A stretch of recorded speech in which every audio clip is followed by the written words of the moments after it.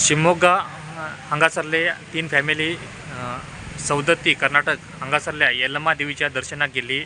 या यल्लम्मा देवीचे दर्शन घेऊन ती आपल्या गावाकडे शिमोगा हांगासर परतत असताना पुणे बेंगलोर या नॅशनल हायवेचेर हावेरी जिल्ह्यातल्या बॅडगी या तालुक्यात बॅडगी हांगासर थांबिल्ल्या एका हायवेचेर थांबिल्ल्या एका ट्रकाक त्या टेम्पोन धडक दिली।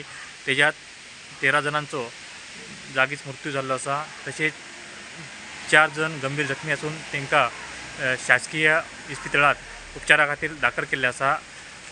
मिळालेल्या माहितीनुसार तो ड्रायव्हर आशिल्लो तेजो अचानक डोळो लागिल्ल्यान आपल्या वाहनावरचो ताबो सुटलो आणि त्या टेम्पून डायरेक्ट त्या हायवेच्या सायडीक लायलेल्या पार्किंग केल्ल्या माल वाहतूक ट्रकाक धडक दिली।